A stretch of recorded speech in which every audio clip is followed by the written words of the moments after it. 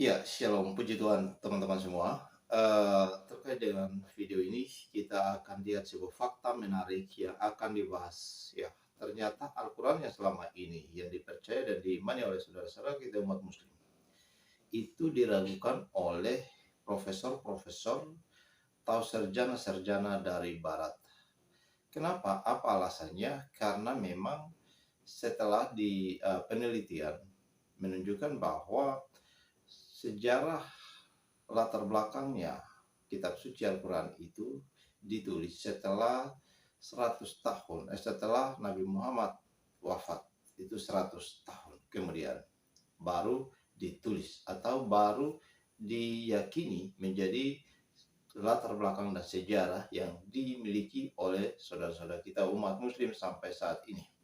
Nah, tetapi yakinlah bahwa ini bukan satu polemik, tetapi ini adalah membuka suatu fakta menarik untuk kembali melihat kepada sejarah. Dan yang kedua yang menarik adalah di dalam kitab suci Al-Quran itu sendiri yang secara langsung diturunkan kepada Nabi Muhammad oleh Allah SWT, itu Nabi Muhammad hanya ditulis 4 kali. Nama Nabi Muhammad ditulis 4 kali atau disebut 4 kali di dalam kitab suci Al-Quran. Sedangkan berbeda dengan nabi-nabi lain seperti Nabi Musa, katanya itu sekitar 80 kali. Lalu kemudian Nabi Isa Al-Masih itu 69 kali. Nah, apa? Dan ini yang kemudian membuat peneliti-peneliti, profesor-profesor dari barat. Dan ketahuilah bahwa profesor-profesor itu bukanlah non-muslim, tetapi mereka adalah orang-orang muslim sendiri yang kemudian meragukan itu sendiri. Nah, karena itu kita langsung aja tonton video ini. Pertanyaannya adalah, apa bukti yang kita miliki untuk mendukung apa yang kita yakini? Apa bukti yang kita miliki bahwa Al-Quran ini turun kepada Nabi Muhammad? Bahwa audiens Al-Quran ini orang-orang musyrik, bahwa Al-Quran ini turun di Mekah dan Madinah, bahwa Al-Quran ini turun dalam bahasa Arab. Apa bukti yang kita miliki? Ini pertanyaan yang tidak ditanyakan dalam studi Quran sebelumnya. Nah, persoalannya menurut Wansbro, buku-buku ini, kitab-kitab ini tulis sangat belakangan, sehingga secara historis problematik. Ya. Semua buku yang kita punya tentang sejarah Nabi, tentang bagaimana Islam muncul, itu ditulis lebih dari 100 tahun setelah Rasulullah wafat. Bagi seorang historian ini problem, karena prinsip paling dasar yang harus diikuti oleh seorang historian adalah tidak menggunakan sumber-sumber yang tidak sezaman dengan peristiwa yang direkamnya. Seberapa yakin kita bahwa informasi yang ada dalam sumber-sumber itu mendeskripsikan Nabi Muhammad atau sejarah Quran secara faktual, maka sangat tidak menutup kemungkinan kalau sumber-sumber yang tulis dengan dasar keimanan ini tidak menyajikan sejarah. Kita yakin bahwa Quran turun kepada Nabi Muhammad. Dari mana itu bisa diperoleh dari Quran? Nabi Muhammad itu hanya disebut 4 kali dalam Al-Quran. Bandingkan dengan nabi-nabi lain. Ya, Musa itu 80 sekitar. Ya, Nabi Ibrahim, Isa itu kalau dikombinasikan itu 69 kira-kira. Nabi Muhammad itu hanya 4 kali. Dari mana kita bisa yakin bahwa kitab ini turun kepada Nabi Muhammad? Ya. Nah, ini yang kemudian menjadi wilayah penelitian yang sangat menarik di kalangan sarjana-sarjana barat tentang mencoba untuk menemukan teks-teks Quran yang kuno. Maka mereka menjelajahi semua perpustakaan dari Paris, Samarkand, Istanbul, Kairo dan seterusnya. Mereka teliti itu sumber teks-teks Quran kuno. Dan ternyata itu adalah Quran. Dan setelah diteliti menggunakan radiokarbon secara sangat ilmiah, 90% ini Mas Burhan pasti tahu. Kalau 90% benar itu pasti benar. 90% dia benar, akurasinya 95% ya. Dan ternyata manuskrip yang di Birmingham itu kalau menggunakan penelitian saintifik itu bisa dilacak sampai pada abad ke-3 dan ke-4. Artinya sebelum Nabi Muhammad. Bukti apa yang kita miliki, yang kita punya bahwa Quran ini diturunkan kepada Nabi Muhammad? Pelan sekali ngomongnya. Takut kedengaran yang di sana.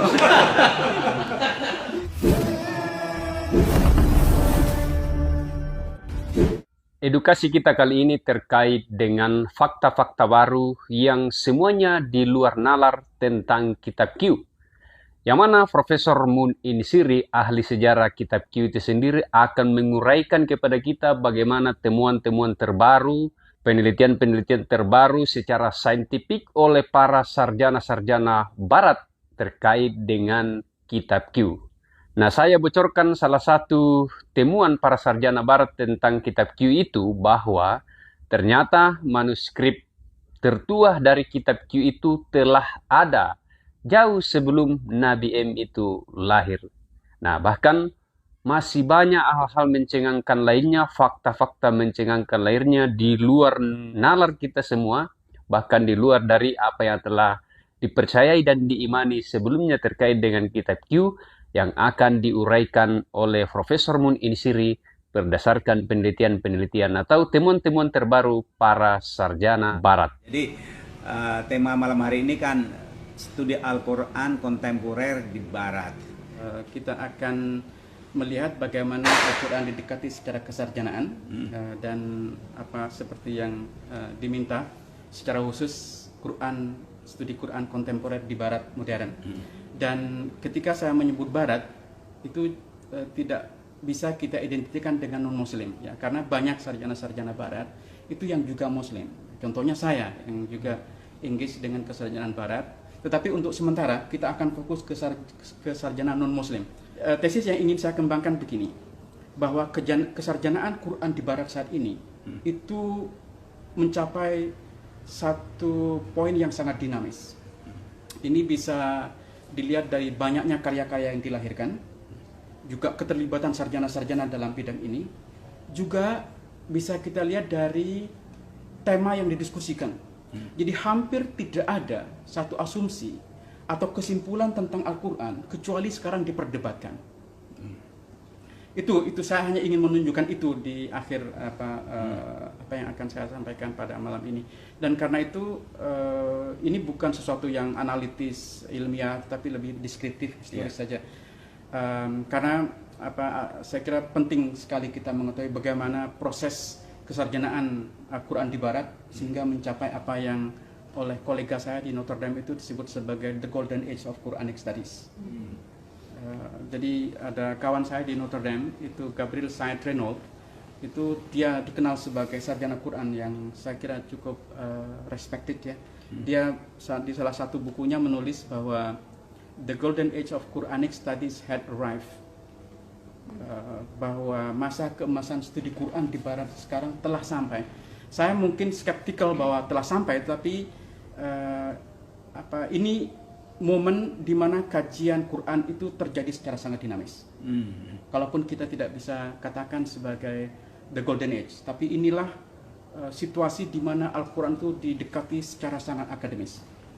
Nah, sebelum saya memulai lebih lanjut, ada guru saya juga di Chicago untuk menjelaskan betapa dinamisnya kajian Quran di barat saat ini. Dia mengatakan begini, Western studies of the Quran today seems to be in state of disarray. Bahwa kajian barat tentang Quran saat ini tampaknya dalam situasi yang sembraut. Sembraut dalam pengertian positif. Sembraut bahwa hampir tidak ada yang disepakati, kecuali menjadi diskusi yang sangat intens dan dinamis, intelektual dan konstruktif. Nah, itu saya ingin menunjukkan sisi-sisi tren-tren baru dalam kajian mutakhir yang menunjukkan bahwa ada dinamika yang sangat luar biasa dalam studi Quran di barat. Nah, kalau ini kita refleksikan dengan Indonesia menjadi penting.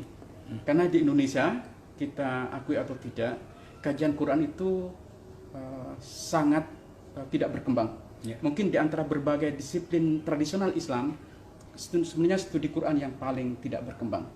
Dan ini bisa kita mengerti karena mengkaji Quran secara kritis itu ancamannya saya kira sangat jelas. Nah, teman-teman, saya pertama ingin memulai dari sudut pandang historis, ya. Bagaimana orang-orang Barat itu mengkaji Quran. Kita tidak bisa menafikan bahwa Al-Quran pernah dikaji atau dibaca oleh orang-orang Barat untuk tujuan polemik. Jadi sejak abad ke-11 itu sudah muncul ketertarikan orang Barat untuk membaca Al-Quran. Nah, ada satu buku yang menarik sekali mendiskusikan tentang ini. Itu ditulis oleh Thomas Bormann yang sekarang juga bergabung dengan Notre Dame. Itu judulnya reading the Quran in Latin Christendom, membaca Al-Quran di kalangan orang-orang Kristen yang berbahasa Latin. Itu studi yang dilakukan terhadap masa abad ke-12 sampai ke-16. Dan itu jelas sekali bagaimana Al-Quran dipelajari, diterjemahkan, dan dikaji untuk tujuan polemik. Dan kita bisa paham, pada masa-masa itu Islam itu menjadi ancaman bagi Eropa. Dan cara paling gampang untuk memahami kenapa orang Islam memusuhi Barat atau punya ambisi untuk menghabiskan Barat adalah dengan membaca kitab sucinya. Dan karena itu minat pertama terhadap Al-Quran ada bersifat polemik. Poin saya adalah ada pergeseran dari kajian yang bersifat polemik menjadi kajian yang bersifat scholarly, menjadi kesarjanaan, ya, yang less polemik atau bahkan tidak polemik. Tapi sebelum terjadi kesarjanaan yang scholarly, ada transisi, ya. Misalnya pada abad ke-18-19 itu muncul sarjana-sarjana yang mencoba melihat Quran dari sudut asal usulnya. Ya, kalau pada abad ke-12 sampai abad ke-16 sampai 17 itu ada kecenderungan untuk mengatakan bahwa Quran ini adalah kata-kata Muhammad dan Muhammad adalah pembohong dan seterusnya. Maka pada abad 19 itu muncul pergeseran sarjana-sarjana yang tidak lagi mempersoalkan karakter Nabi Muhammad, tapi lebih fokus kepada Qurannya. Nah, kita bisa sebut seorang sarjana di Jerman itu namanya Abraham Geiger, menulis buku yang sangat terkenal yang kalau kita terjemahkan dalam bahasa Indonesia, apa yang Muhammad pinjam dari Yahudi. Nah, kira-kira dia ingin mengatakan bahwa Quran ini adalah islamisasi dari teks kitab suci orang-orang Yahudi. Dia meneliti banyak sekali kasus sehingga berkesimpulan ada paralelisme yang sangat kuat antara Al-Quran dan kitab Bible. Jadi pada abad 19 itu antara orang Yahudi dan orang Kristen itu sebenarnya berebut tentang Quran. Nah, pada kira-kira periode yang sama, itu di Jerman itu punya tradisi Islamic Studies yang sangat kuat. Maka saya senang ada teman di sini yang pernah postdoc di Jerman karena mereka punya tradisi kesarjanaan Islam, terutama di sudut linguistik, filologi yang sangat kuat. Nah, pada periode itu juga abad 19, 18, 19 itu muncul orang seperti Julius Wellhausen yang juga mengatakan bahwa Quran ini sebenarnya adalah teks Kristen yang diislamkan.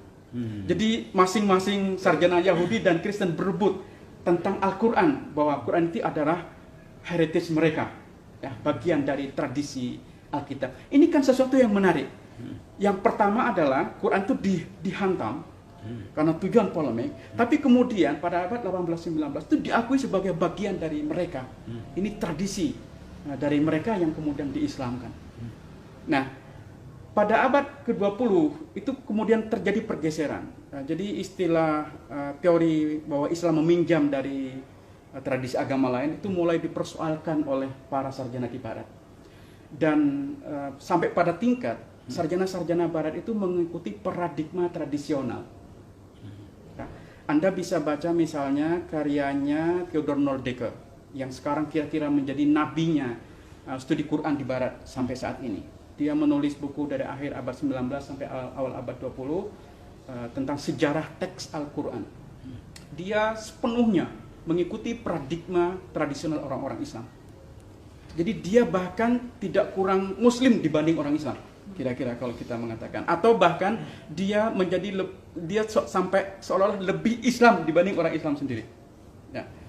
Tentang kronologi Al-Quran, dia persis menggunakan apa yang dikatakan oleh Suyuti dalam Itqan, bahwa sebagian Al-Quran turun di Mekah, sebagian turun di Madinah. Hanya dia ini melakukan periodisasi lebih rinci. Kalau di kalangan sarjana Islam kan hanya ada Mekah, Madinah. Nah, kalau Nordecke ini mengatakan enggak, kita harus pilah lebih detail. Maka yang Mekah dia begini menjadi 3. Jadi surat-surat Mekah awal, surat-surat Mekah pertengahan, surat-surat Mekah akhir, dan kemudian surat-surat Madinah. Dia persis mengikuti paradigma tradisional. Dan ketika menjelaskan tentang kapan pembukuan Al-Quran, dia yakin betul Al-Quran ini dibukukan pada masa Utsman. Jadi persis seperti pemahaman tradisional. Dan ini masih berkembang sampai sekarang. Ya, jadi adalah salah kalau kita berasumsi bahwa kesarjanaan Barat itu semuanya anti-Islam.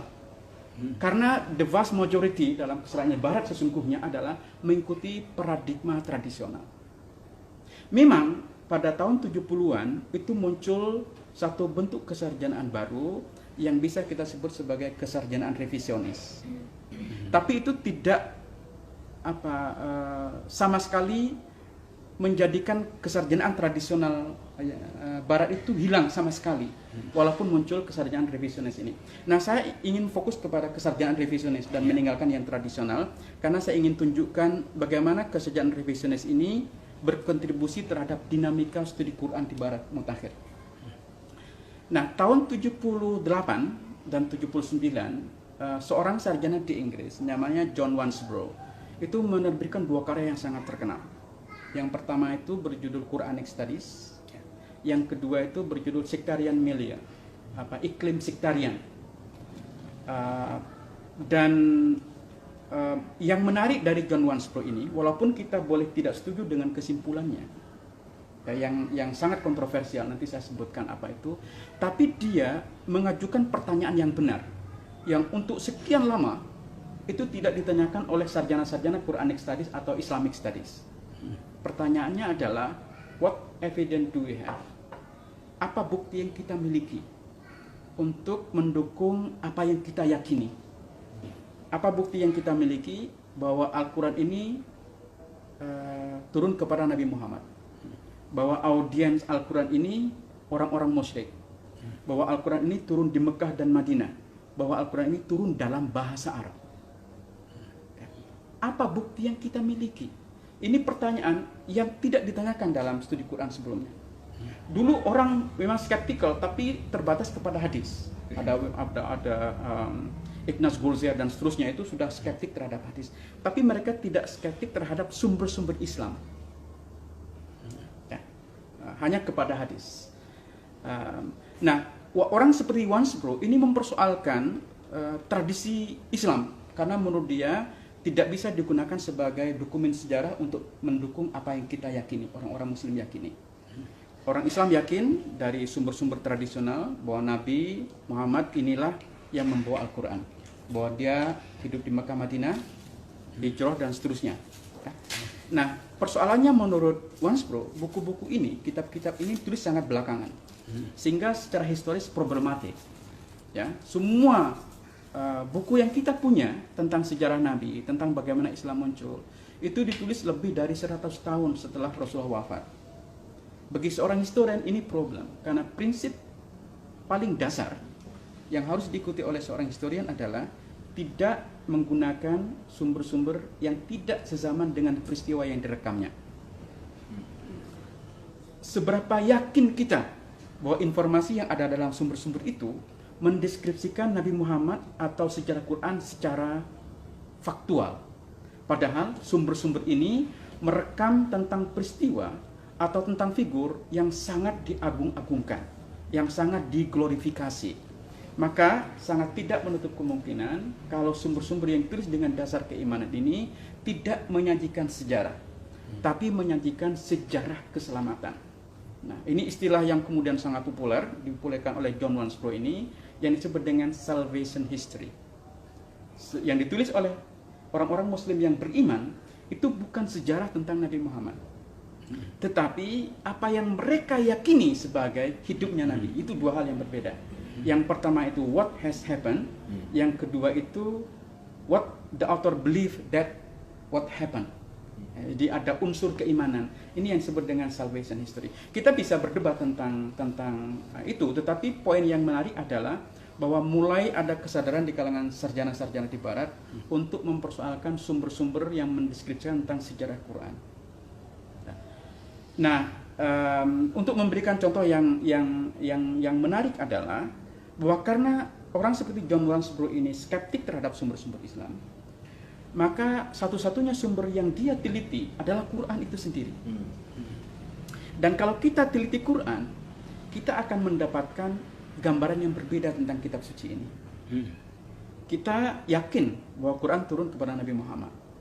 Dari mana itu bisa diperoleh dari Quran? Nabi Muhammad itu hanya disebut 4 kali dalam Al-Quran.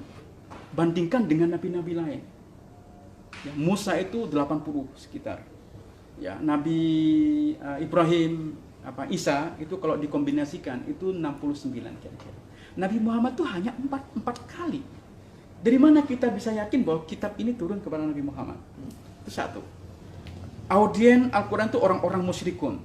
Kalau kita baca Quran, kita tidak punya kesan bahwa audien Al-Quran adalah orang-orang musyrikun. Ya. Karena kenyataannya adalah Al-Quran itu tidak menyebut tentang teologinya orang-orang musyrik. Tidak ada dalam Al-Quran. Satu-satunya tempat di mana nama Tuhannya orang musyrik disebut itu hanya sekali. Di surat An-Najm. Al-Lat, Al-Uzza, Al-Manat. Itu hanya sekali. Kalau audien Quran itu orang-orang musyrik, maka kita berharap Quran ini akan berbicara tentang orang musyrik, tentang teologi dan keyakinannya. Tapi tidak. Justru yang didiskusikan oleh Al-Quran adalah teologinya orang Kristen, kritik dan apresiasi orang Kristen dan Yahudi banyak sekali. Ya. Jadi kalau kita membaca Al-Quran, maka itu akan merevisi, ini revisionisme dari kata revisi, akan merevisi pandangan tradisional kita tentang audien Quran. Ya.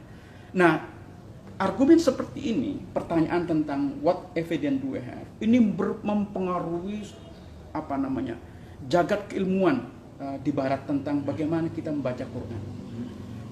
Jadi salah satu murid John Wansbrough itu namanya Patricia Crone, seorang perempuan yang sangat cerdas, yang karena dia seperti gurunya skeptik terhadap sumber-sumber Muslim, dia menggunakan sepenuhnya sumber-sumber non-Muslim. Dia bereksperimentasi secara metodologis. Gambaran apa yang akan kita peroleh kalau kita lepaskan sumber-sumber Islam? Kita nggak menggunakan sumber-sumber Muslim. Kita sepenuhnya menggunakan sumber-sumber non-Muslim. Dan ini banyak. Ya. Sumber non-Muslim ini banyak. Nah, baik itu ditulis oleh orang Kristen, Yahudi, Majus, dan seterusnya. Jadi ada buku yang menarik sekali ditulis oleh Robert Holland. Itu judulnya Seeing Islam as Others Saw It. Melihat Islam sebagaimana orang-orang lain melihat. Jadi menggunakan sumber non-Muslim untuk melihat bagaimana Islam ini muncul.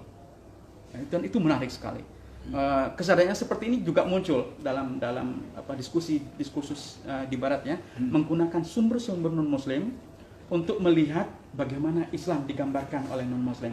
Nah, Patricia Crone ini melahirkan satu buku yang kontroversial sekali ketika buku itu terbit di akhir tahun 70-an. Itu berjudul Hagarism, The Making of the Islamic World. Dia menggunakan sumber-sumber non-Muslim saja. Dan bagaimana Islam muncul itu sangat berbeda dengan yang digambarkan dalam sumber-sumber Muslim yang mengandung salvation history itu. Ya. Dan berpengaruh terhadap hal-hal lain. Ya. Orang yang mungkin tidak sepenuhnya setuju dengan Wansbrough sekalipun, seperti Daniel Madigan di Georgetown, menulis buku berjudul The Quran Self-Image. Jadi bagaimana Quran menggambarkan dirinya sendiri. Karena sarjana-sarjana ini tidak menggunakan tradisi Islam yang panjang, literatur Islam, tapi fokus kepada Al-Quran sendiri, bagaimana Al-Quran menggambarkan dirinya sendiri. Ketika Al-Quran mengatakan zalikal kitabu, itu apa yang dimaksud dengan kitab? Ya, karena Quran belum menjadi kitab, kan? Apa kitab di situ? Misalnya Alif Lam Ra tilka ayatul kitabil mubin. Alif Lam Ra itu adalah ayat dari kitab yang jelas. Apa ayat itu? Padahal Al-Quran itu belum menjadi ayat per ayat. Bagaimana Al-Quran menggambarkan dirinya sendiri ketika kita mencoba melepaskan dari gambaran tradisional yang sudah diyakini oleh orang Islam. Dan ternyata berbeda sepenuhnya. Ini menurut saya ya, jadi pengaruh dari Wansbrough ini, walaupun banyak orang tidak setuju dengan Wansbrough dari kesimpulannya, karena bagi Wansbrough Al-Quran ini tidak turun di Mekah Madinah, tapi turun di Mesopotamia. Argumennya adalah karena kalau Quran ini turun di Mekah yang paganistik, kita tidak mendapat gambaran itu dalam Quran. Justru di dalam Quran itu kita temukan adalah polemik terhadap orang-orang Yahudi dan Kristen secara sangat intens. Juga Al-Quran juga merekam bagaimana orang Kristen dan orang-orang Yahudi itu berdebat. Nah, pada abad ke-6 ke-7, daerah yang memungkinkan perdebatan seperti ini terjadi itu di Mesopotamia. Maka dia berargumen bahwa Quran ini pasti pertama kali muncul di Mesopotamia. Dan kanonisasi Al-Quran itu terjadi sangat belakangan, akhir abad ke-8 atau awal abad ke-9. Jadi Quran menjadi seperti yang kita lihat sekarang, itu terjadi jauh sekali seperti yang kita bayangkan terjadi pada Utsman. Itu tidak terkonfirmasi, ya. Nah, nanti kita bisa diskusikan tentang ini juga.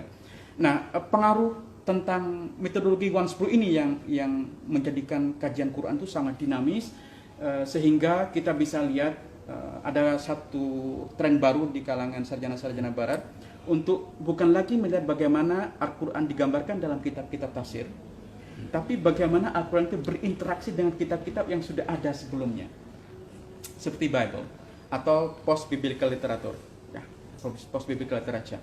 Bagaimana Al-Quran itu berinteraksi, berdialog dengan kitab-kitab sebelumnya.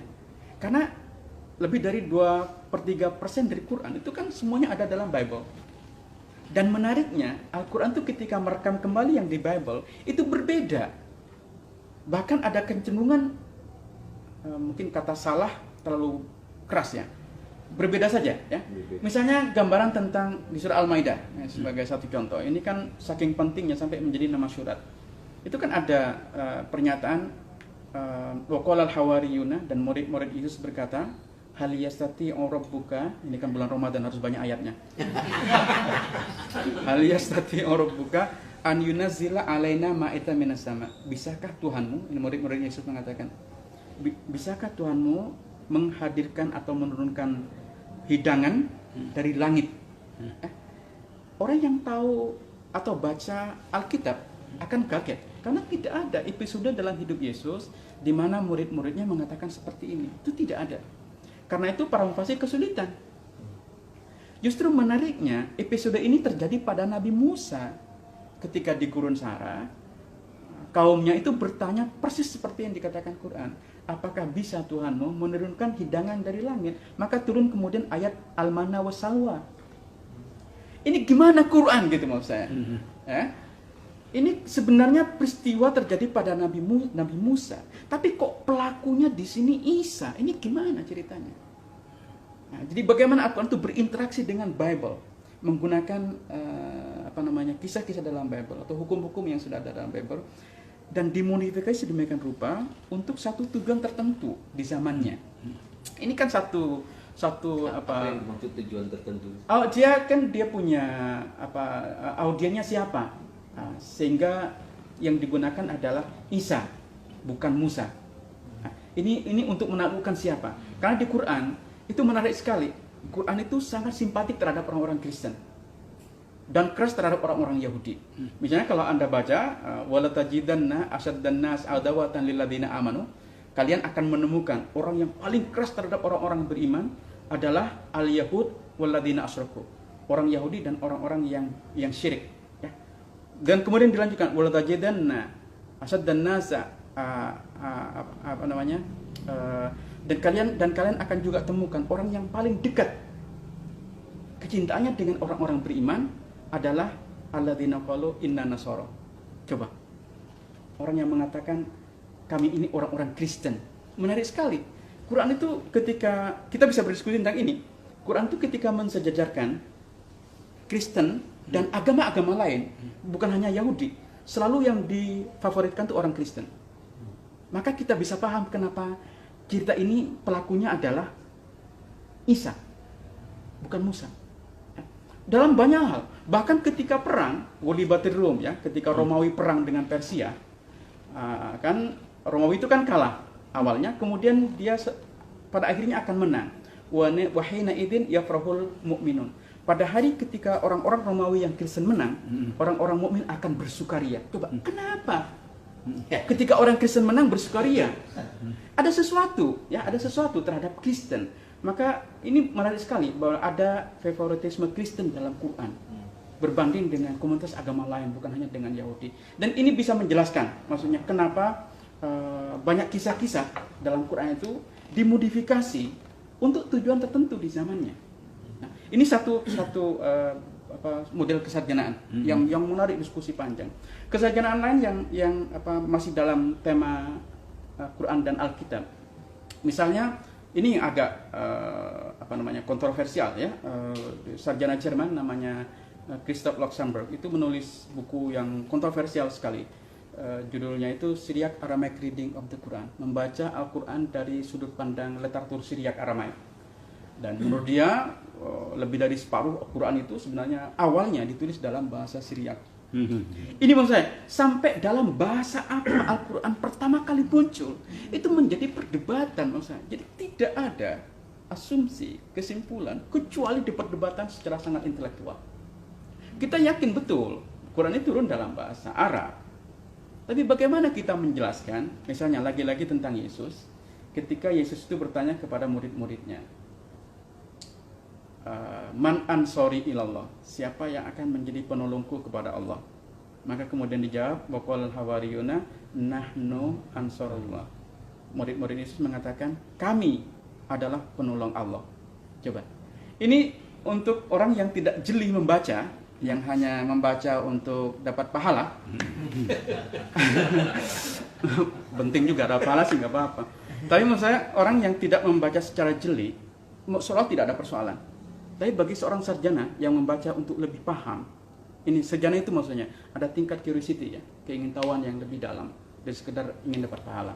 Ini problem, karena dalam bahasa Arab itu tidak ada kata nasoro diikuti dengan ilah. Ini ansori ilallah, jawabannya ansorullah benar. Tapi kenapa ansori ilah? Kenapa ada ilah? Karena dalam bahasa apapun nggak ada membantu ke, itu tidak ada membantunya. Nah, menariknya dalam bahasa Syriac kata Nasoro bisa ditambah dengan ilah. Bisa ada ilah atau bisa tidak ada ilah. Dua-duanya boleh. Nah, banyak sekali contoh-contoh yang disebutkan oleh Christoph Luxemburg. Dan ini membuktikan bahwa menurut dia ada multilingual dalam Quran. Jadi Quran itu bahasanya berlapis-lapis, tapi bahasa awalnya adalah bahasa Syriac. Itu pernah rame-rame dulu ketika seorang wartawan New York Times itu menulis tentang bahwa ternyata orang-orang mujahidin ini hanya akan dapat anggur putih ya, karena kata hurunin kan itu yang diidam-idamkan oleh mereka yang membom dirinya akan mendapatkan 72 bidadari ya, hurunin dalam bahasa Arab. Itu juga secara bahasa Arab problematik itu. Hurun inun nggak mungkin ya, atau hurun inin nggak mungkin dalam bahasa Arab. Misalnya huru inin kalau mudhaf ilaih, ini kan menarik ya. Nah, dia telusuri ternyata dalam bahasa Syriac hurun in itu artinya white grape, anggur putih. Jadi orang yang membunuh dirinya itu pada akhirnya hanya suatu saat bukan dapat bidadari, hanya 72 anggur putih. Makanya kan maksudnya jadi ini model kesarjanaan masih dalam lingkup Al-Quran dan Alkitab. Apa yang juga menarik adalah misalnya tentang sejarah teks Quran ini juga menjadi kita yakin betul bahwa teks ini sudah ada sejak Utsman dan kemudian disebut dengan Rosam Utsmani kan? Ya. Tapi seberapa yakin kita? Karena kita kan tidak punya bukti. Ya. Nah, ini yang kemudian menjadi wilayah penelitian yang sangat menarik di kalangan sarjana-sarjana Barat tentang mencoba untuk menemukan teks-teks Quran yang kuno. Maka mereka menjelajahi semua perpustakaan dari Paris, Samarkand, Istanbul, Kairo dan seterusnya. Mereka teliti itu sumber teks-teks Quran kuno. Untuk sebagai contoh saja, ada di Pennsylvania itu seorang namanya David Powers. Dia meneliti kata kalalah dalam Al-Quran. Kalalah itu hanya muncul sekali, ya, dan dia itu menjadi pusat penelitian. Kenapa hanya muncul sekali dan di mana dia muncul? Itu yang disebut dalam bahasa akademiknya Havak Legomenon, ya, frase atau kata yang hanya muncul sekali. Ini menarik, kenapa sekali? Gitu. Kenapa sekali? Ini ada pertanyaan teoritisnya, kenapa sekali ini muncul? Nah, dia teliti semua manuskrip yang ada di dunia, dia teliti. Ternyata dia temukan di salah satu manuskrip, kalala itu ditulis di atas kata lain. Jadi ada satu yang dihapus, kemudian ditulis kata kalala.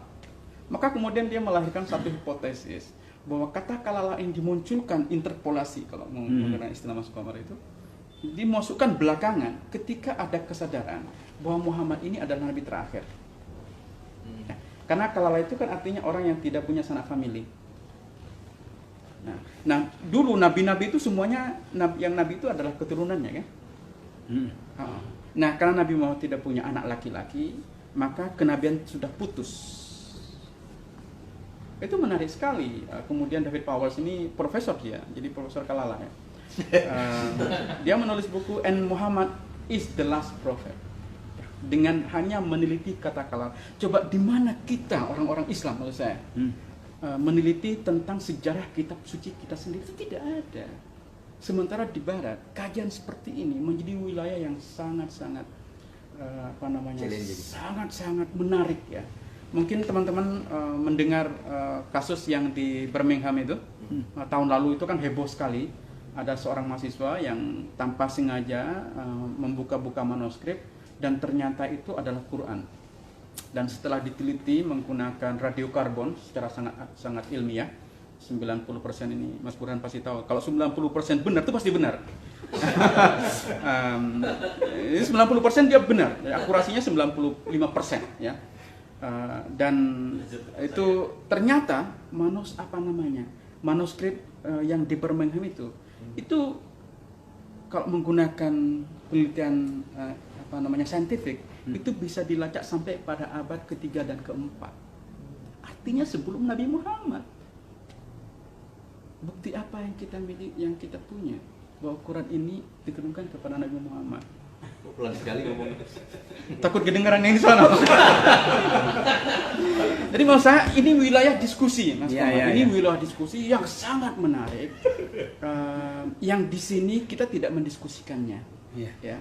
Dan saya kira sarjana-sarjana Muslim